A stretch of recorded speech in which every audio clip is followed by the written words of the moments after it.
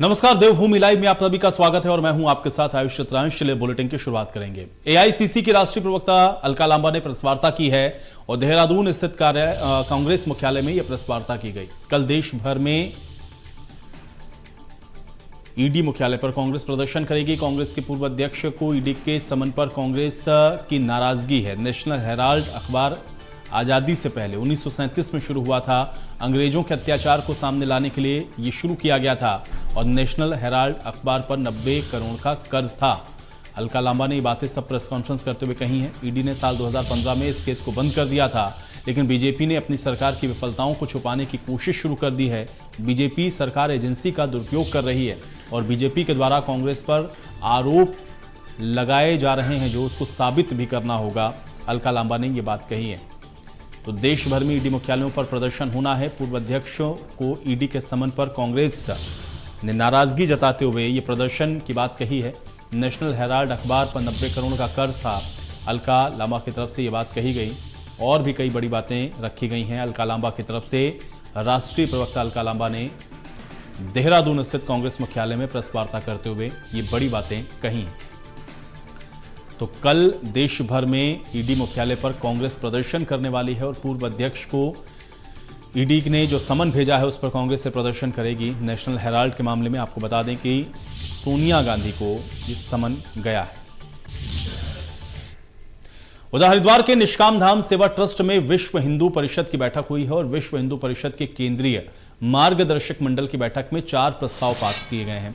2 दिवसीय बैठक के आखिरी सत्र के बाद विश्व हिंदू परिषद के महामंत्री मिलिंद पांडे ने यह बताया कि 2 दिन बैठक में देश भर से आए संतों के साथ हुए मंथन के बाद 4 प्रस्तावों को पारित किया गया है, जिसमें धर्मांतरण को रोकने के लिए सख्त से सख्त कानून बनाने, हिंदू मंदिरों को सरकारी अधिग्रहण से मुक्त करने, समान नागरिक संहिता और कानून बनाए जाने और कुटुंब प्रबोधन के माध्यम से देश भर में जन जागरण चलाकर हिंदू परिवारों को मजबूत करने को लेकर दिए गए प्रस्ताव शामिल हैं।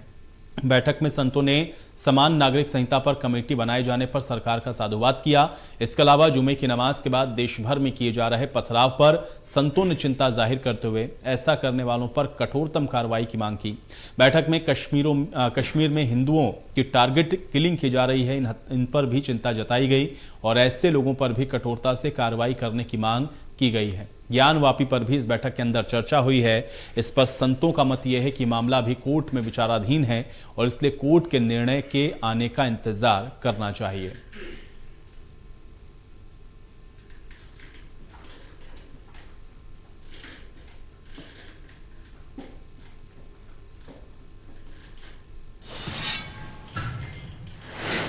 तो त्रिस्तरीय पंचायतों के खाली पड़े पदों पर उपचुनाव के लिए राज्य निर्वाचन आयोग ने अधिसूचना जारी कर दी है। इसमें अल्मोड़ा जिले में प्रधान विहीन चल रहे 42 ग्राम सभाओं को जल्द ही प्रधान मिलेगा। रिक्त पदों के लिए आगामी 27 जून को उपचुनाव होने हैं। सीडीओ नवनीत पांडे ने बताया है कि उपचुनाव के लिए 13 और 14 जून को नामांकन करने की तारीख है और 15 जून को नामांकन पत्रों की जांच होगी। 16 जून को सुबह 10 से शाम 3 बजे तक नामांकन वापसी हो सकती है। 17 जून को चुनाव चिन्ह का आवंटन होगा और 27 जून को सुबह 8 से शाम 5 बजे तक मतदान होगा, जबकि 29 जून सुबह 8 बजे मतगणना भी शुरू की जाएगी। तो 27 जून को उपचुनाव होना है और इसी को लेकर के चुनाव आयोग की तरफ से जो शेड्यूल है वो जारी कर दिया गया है। 13 और 14 जून को इसमें नामांकन आप कर सकते हैं और उसके बाद 15 और 16 जून को नामांकन वापसी होगी। 17 को चुनाव चिन्ह आपको वितरित किए जाएंगे। तो 42 ग्राम सभाएं हैं जहां पर अब जल्द ही इन उपचुनावों के बाद जो ग्राम प्रधान हैं वो मिलेंगे। उपचुनाव की जो माननीय राज्य निर्वाचन आयोग द्वारा अधिसूचना जारी की है उसके क्रम में 13 और 14 तारीख को जो है हमारे नॉमिनेशन फॉर्म्स लिए जाएंगे। 15 को उनकी स्क्रूटनी होगी। 16 को नाम वापसी के लिए निर्धारित किया गया है। 17 को तथा तत्पश्चात 27 को जहां आवश्यकता होगी वहां पे मतदान किया जाएगा और 29 को मतगणना होगी। वर्तमान में जनपद अल्मोड़ा में लगभग 43 ग्राम सभाएँ ऐसी हैं जहाँ पे प्रधान के चुनाव होने हैं। हमारे पास लगभग 1037 ऐसे वार्ड्स हैं जहाँ पे वार्ड मेंबर्स के चुनाव होने हैं और एक हमारे पास जो क्षेत्र पंचायत का क्षेत्र है बजेल ताकुला में जहाँ पे बीडीसी का चुनाव होना है।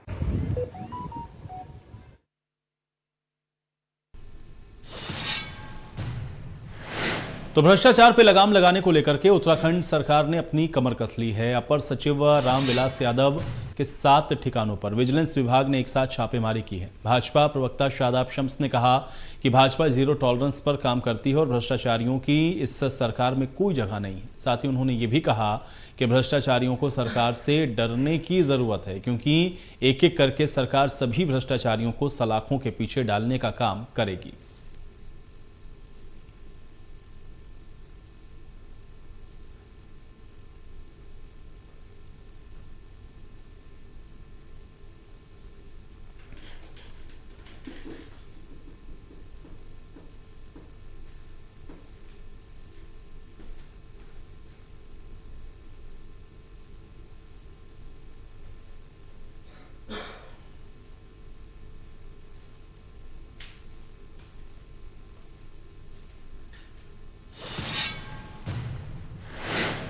मुख्यमंत्री पुष्कर सिंह धामी ने राजपुर रोड स्थित मॉल में अपने कैबिनेट सहयोगी और विधायकों के साथ फिल्म सम्राट पृथ्वीराज देखी। उन्होंने कहा कि फिल्म सम्राट पृथ्वीराज चौहान की वीरता, शौर्य और राष्ट्र धर्म को ही नहीं प्रदर्शित करती, बल्कि इतिहास के उस कालखंड की संस्कृति और ऐतिहासिक वैभवता को समाज के समक्ष प्रस्तुत करती है। फिल्म के माध्यम से अधिक लोग पृथ्वीराज चौहान की वीरता से परिचित हो सकें, इसके लिए राज्य सरकार के द्वारा फिल्म को राज्य में टैक्स फ्री किया गया है।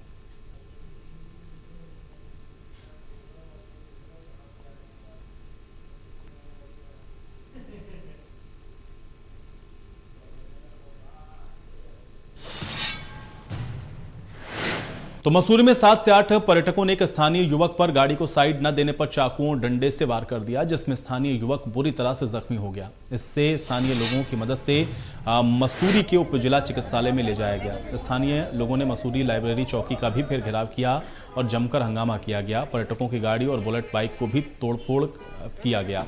लोगों को संभालने में पुलिस के पसीने छूट गए। लोगों का कहना है कि पर्यटकों की गाड़ी से लाठी, डंडे, हथियार और शराब की पेटियां भरी पड़ी हैं। ऐसे में ये सब लोग मसूरी में माहौल खराब करने के लिए आ रहे हैं। बेबली गेट और गांधी चौक पर जमकर बवाल हुआ है। सभी 7 से 8 पर्यटकों पर कड़ी कार्रवाई करने की मांग की गई है।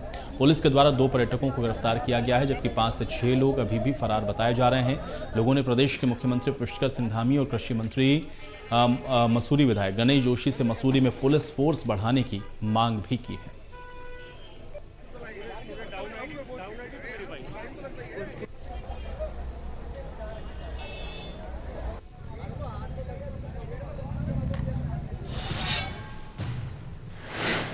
समाजवादी पार्टी के राष्ट्रीय अध्यक्ष अखिलेश यादव के जन्म दिवस पर आगामी 1 जुलाई से सपा उत्तराखंड में कई कार्यक्रमों का आयोजन करेगी। समाजवादी पार्टी एक विकल्प कार्यक्रम के तहत पूरे प्रदेश में पार्टी अभियान चलाएगी। पार्टी के प्रदेश अध्यक्ष डॉक्टर सत्यनारायण सचान ने कहा कि पूरे देश की निगाहें विपक्ष के नेता के तौर पर अखिलेश यादव पर टिकी हैं।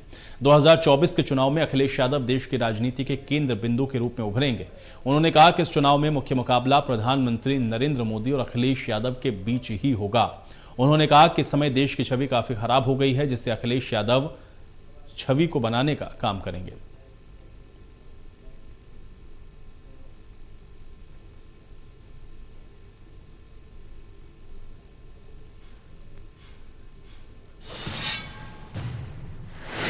विधानसभा चुनाव और चंपावत उपचुनाव में बुरी तरह से हारने के बाद अब कांग्रेस चिंतन मनन में लगी है और इसी क्रम में कांग्रेस के द्वारा अल्मोड़ा में नव संकल्प घोषणा क्रियान्वयन शिविर का आयोजन किया गया। इसमें कांग्रेस के कई वरिष्ठ नेता शामिल हुए। इस दौरान कांग्रेस संगठन की मजबूती के संबंध में विस्तार से विचार विमर्श भी हुआ। साथ ही कांग्रेस संगठन को बूथ स्तर पर कैसे मजबूत किया जाए, इस पर भी चर्चा की गई है।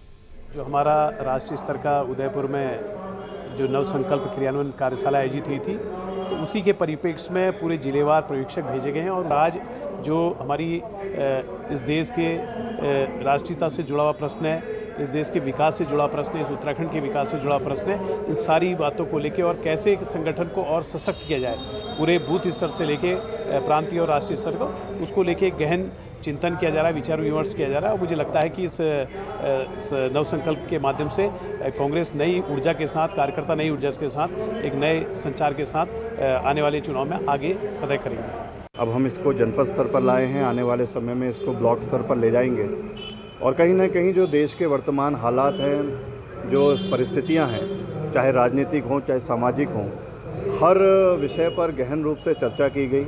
जो उत्तराखंड के परिणाम आए उनके मूल कारणों की समीक्षा। रुड़की के मालवीय चौक स्थित मालवीय टावर में डिवाइन ब्यूटी मल्टी सैलून का उद्घाटन किया गया है। आज इसका विधायक प्रदीप बत्रा ने फीता काटकर उद्घाटन किया है। इस दौरान नगर निगम पार्षद नीतू शर्मा और भाजपा नेता हरीश शर्मा भी मौजूद रहे। इस मौके पर विधायक प्रदीप बत्रा ने कहा कि वास्तव में आज भारत देश आत्मनिर्भर बनने की दिशा में कदम बढ़ा रहा है और स्वावलंबी बनने के लिए युवा वर्ग भी उत्साहित है। उन्होंने सैलून के ओनर दीपिका और सर्वर को भी इस मौके पर बधाई दी और शुभकामनाएं दी हैं। साथ ही कहा कि वो अपनी कड़ी मेहनत के साथ आगे बढ़ें और अन्य युवतियों को भी स्वावलंबी बनने के लिए प्रेरित करें। सर, मुख्य अतिथि तो हमारे, जैसे कि अभी आपने देखा, मिस्टर प्रदीप बत्रा जी थे। हमेशा से पहले वाले में भी वही, आज भी वही और आगे भी रुड़की में जो कुछ भी हम करते रहेंगे, मुख्य अतिथि तो हमारे वो ही रहेंगे। बाकी नया सेंटर खोलने के लिए ये था कि पिछली बार जो हमने स्टार्ट किया सेटअप, कुछ चीज़ें थी जो उस टाइम अवेलेबल नहीं हो पा रही थी, कुछ चीज़ें नहीं आ गई, तो उसी के लिए हम चाहते कि रुड़की शहर में सब जितनी भी सुविधाएं हम उपलब्ध करा सकते हैं इस इंडस्ट्री की, जो हमारा ये कॉस्मेटोलॉजी है। आजकल काफ़ी हर कोई बहुत अवेयर है, हर किसी को अपना स्किन के लिए, हेयर के लिए हर कोई अवेयर रहता है, तो हम सारी सुविधा उपलब्ध। तो आगामी शुरू होने वाली कांवड़ यात्रा को लेकर के सतपाल महाराज ने कहा कि सभी तैयारियां करने के लिए हरिद्वार जिला प्रशासन को आदेशित कर दिया गया है और आने वाले सभी कांवड़ियों के ऊपर हेलीकॉप्टर के माध्यम से पुष्प वर्षा भी होगी। कोविड के कारण 2 सालों से कांवड़ यात्रा रुकी हुई थी, जो कि अब शुरू होगी। जल्दी ही कांवड़ यात्रा शुरू होने वाली है और हम डिस्ट्रिक्ट एडमिनिस्ट्रेशन से मिलकर के हमारा पर्यटन विभाग जो है काम करेगा और सभी निर्देश हमने जिलाधिकारी महोदय को दे दिए हैं और जब ये कांवड़ यात्रा शुरू होगी तो हमारी सरकार पुष्प वर्षा करेगी और सभी कांवड़ियों का अभिनंदन करेगी। जगह छोड़ दो। तो सीमावर्ती राज्य उत्तराखंड चीन और नेपाल का बॉर्डर से लगता है, तो फिर वहीं सीमाओं पर सुरक्षा की दृष्टि से मजबूती देने के लिए केंद्र और राज्य सरकार बॉर्डर टूरिज्म को लेकर के रोड मैप तैयार कर रही है। सीमावर्ती क्षेत्रों में पर्यटकों की आवाजाही बढ़ने की वजह से वहां पर स्थानीय लोगों का पलायन रुकता है। केंद्रीय पर्यटन राज्य मंत्री अजय भट्ट ने बताया कि चीन सरकार बॉर्डर टूरिज्म पर विशेष ध्यान दे रही है। केंद्रीय मंत्री अजय भट्ट ने कहा कि जब हमारे देश के एक संत ऋषिकेश सच्चिदानंद स्वामी दूर सीमावर्ती चीन सीमा पर अपना आश्रम बना सकते हैं, तो सरकारें भी इस दिशा में काम कर सकती हैं।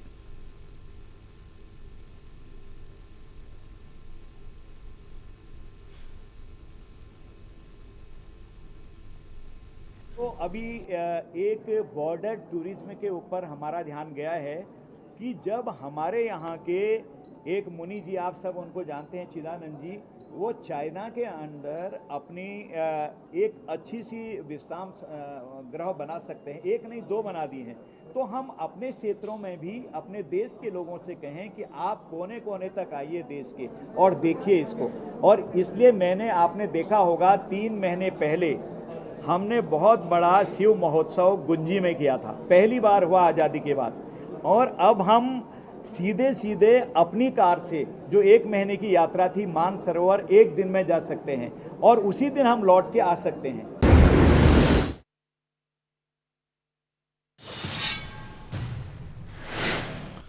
तो हरिद्वार में आज यातायात व्यवस्था पूरी तरह से ठप हो गई। ऋषिकुल तिराहे पर पंत दीप पार्किंग तक कई किलोमीटर का लंबा जाम लगा हुआ है। पहले लगातार 3 स्नान और उसके बाद फिर वीकेंड होने की वजह से यात्रियों की भारी भीड़ की वजह से पूरा हाईवे जाम हो गया। सभी पार्किंग फुल हो गई हैं, हाईवे पे लंबा जाम है। यात्री यातायात व्यवस्था ठप होने के चलते भीषण गर्मी में परेशान नजर आए।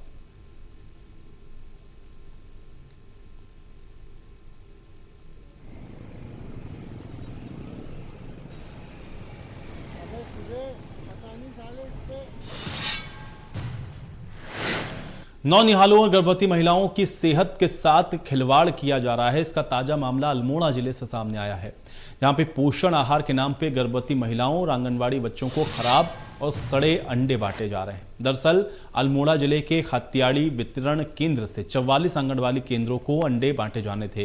वितरण के दौरान पेटियों में कई अंडे सड़े मिले हैं और यही नहीं, अंडे में कीड़े भी पड़े हुए हैं। इस मामले की भनक जब प्रशासन को लगी है तो हड़कंप मच गया। वितरण केंद्र के सुपरवाइजर के द्वारा इस मामले की शिकायत तुरंत डीपीओ से की गई।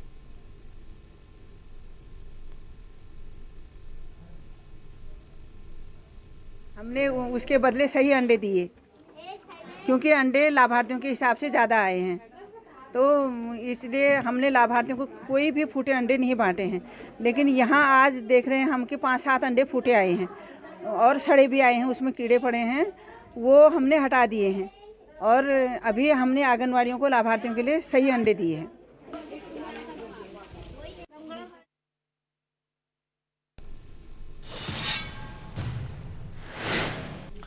पहाड़ों की रानी मसूरी में 2 युवतियों ने एक मनचले की जमकर जूते चप्पलों से धुनाई कर दी है। बताया जा रहा है कि अक्सर ये मनचला इन युवतियों को परेशान करता था, इन पर अभद्र टिप्पणी करके उनके साथ बदतमीजी करने का प्रयास करता था। इसको लेकर के लगातार विरोध हो रहा था। 2 युवतियां मसूरी के घंटाघर चौक पर जा रही थी कि मनचले युवक ने एक बार फिर उनके साथ बदतमीजी करने की कोशिश की, जिस पर युवतियों ने अपना आपा खो दिया और फिर मनचले की जमकर चप्पलों से धुनाई की। मौजूदा लोगों ने भी मनचले को फिर जमकर पीटा। फिलहाल मनचले को पुलिस ने गिरफ्तार कर लिया है और अब इस पूरे मामले में नियमानुसार पुलिस के द्वारा आगे की कार्रवाई की जा रही है।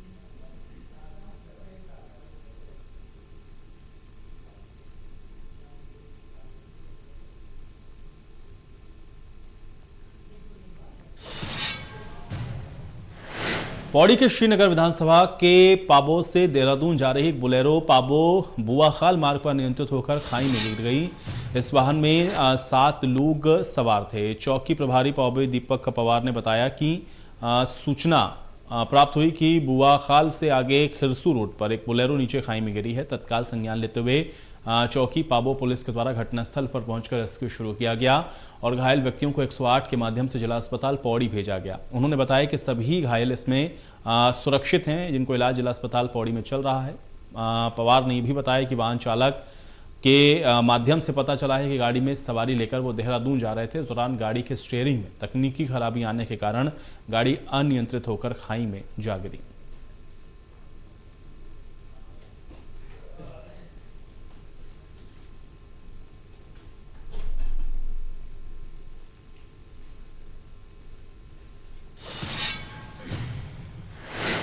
और चलिए इसी के साथ देवभूमि लाइव में मेरे साथ फिलहाल इतना ही।